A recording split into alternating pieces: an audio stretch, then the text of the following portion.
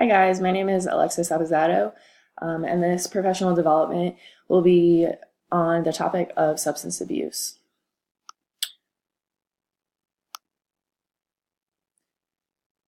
So, throughout the presentation, we will define what substance abuse is, warning signs, various types of addicting drugs, and ethical guidelines to follow when working with students that are using or abusing substances, treatment options, and resources available to this population of students.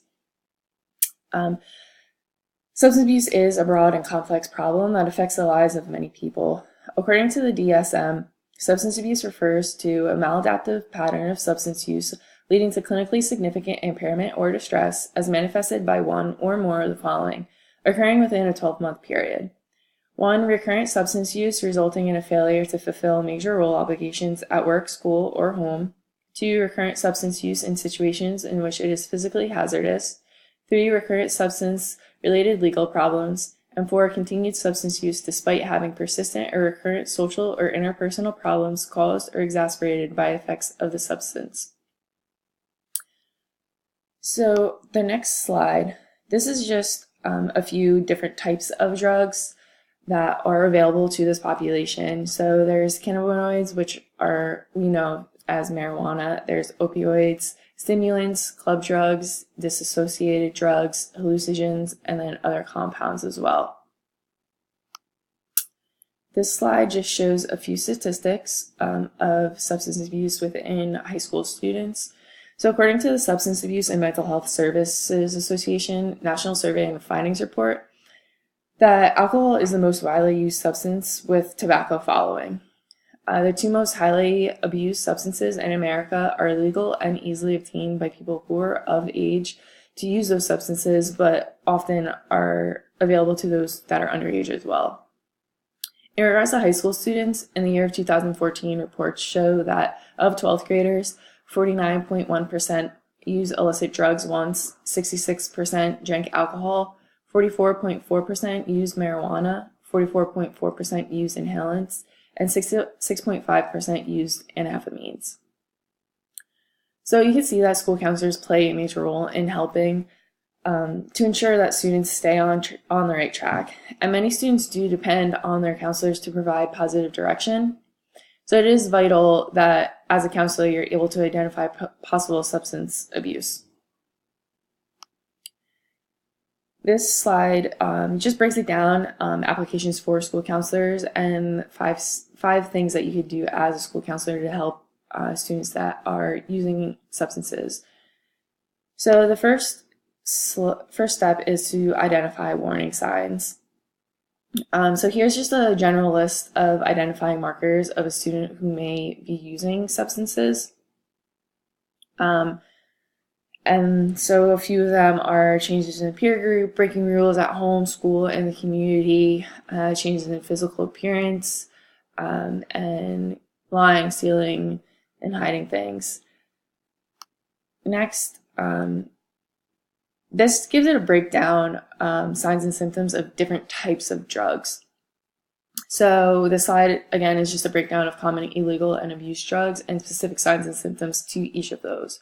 So it is beneficial to know the different types of symptoms that correlate with each type of drug because they are very different.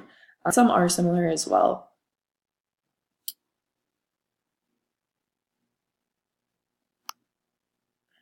Okay, so next is the ethical guidelines.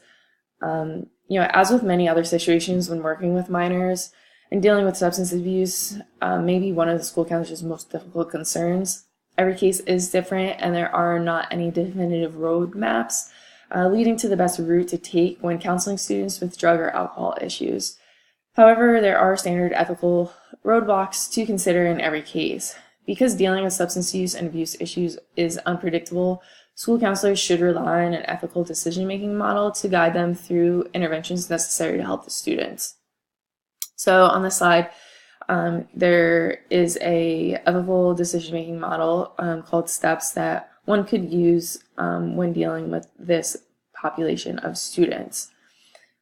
So when a school counselor suspects a student is using drugs or alcohol, it is important to involve a student's family, Involving the family is not only ethical and probably mandatory in most school districts, again, depending if you're working with a minor or not. But it can also give the counselor an idea about what the student's home life is like. The school counselor should consider the family system when thinking about early identification of substance abuse for two reasons. Working with parents can provide useful information about the substance abuse, and inviting the family to come into the school to consult with the school counselor can help the school counselor see how the family interacts. As a school counselor, you should also be sensitive to the fact that if a student is abusing substances, the adults in the home may also be abusing substances, so that's just something to take into consideration. Okay, and next is the treatment options. So when working with students who are severely addicted to a drug, it would be highly suggested to seek consultation from the school SAC. When discussing treatment options with the students, there are a few outlets. Treatment for substance abuse disorders generally fall into two categories. So there's inpatient and there's outpatient. For inpatient, which is hospitalization, usually occurs during the first phase of treatment when a client needs to go through the rigorous process of detoxification and physical withdrawal from the substance. Whereas outpatient can include individual counseling, support groups, and prescription medication. Some substance abuse counseling is focused on exploring new coping skills and would deal with the pressure to return to drugs or alcohol. In order to decide the best course of treatment, it is helpful to know the client's beliefs about what led them to the substance abuse, and then you can move forward from there.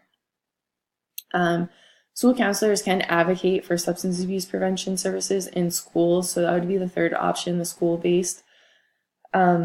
Counselors can use group counseling sessions to address substance abuse issues with students who are struggling with anxiety, depression, stress, grief, or social skills. School counselors can also bring in outside agencies to provide services to individual students, targeted groups of students, or prevention programming to all students. Substance abuse interventions within the school setting possess unique advantages over traditional models of treatment.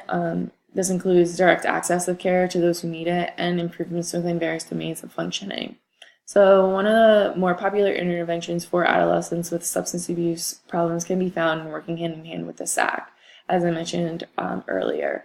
The school SAC provides mechanisms for early identification of individuals with alcohol and or other drug abuse problems and methods for secondary prevention. The services may vary from school to school, but most SACs do provide assessment, referral, individual, and group counseling services. So it's something to take into consideration as a school counselor. You do want to be best friends with the school SAC and the nurse as well. Moving forward, which is the fourth step, is to be a liaison between students, teachers, administration, family, and the community. Even if a child is not an addict himself or herself, he or she may be living with one. It is estimated that 20 to 40% of adults entering treatment for alcoholism or drug abuse are raising one or more children. A study done in 2001 by Pulaski stated that substance abuse is a hidden issue in many homes, and people don't speak about it openly, and children are taught not to talk about it as well. So it is well established that children of alcoholic parents are at an increased risk for interpersonal and behavioral problems, psychiatric problems, and substance abuse issues themselves, and developing trajectories for persistent alcohol problems. As a school counselor, you are in a unique position, as stated earlier, to be able to help these students with substance use disorders, as well as students who have parents and family members who struggle with addiction. Which brings me to our last step, which is providing resources. So here you can find a list of resources that are located in Monmouth and Ocean County, New Jersey, for this specific population discussed throughout this presentation. To name a few is 180 Turning Lives Around, CPC, Addiction Recovery Services, Prevention First. So as a school counselor, it is important to have these resources available to any population of student really that's struggling with an issue, because that is part of being a school counselor, is being able to make that referral and the appropriate referral for that. So I hope you were able to take away some valuable information and be able to utilize this within the field of school counseling. Have a good day.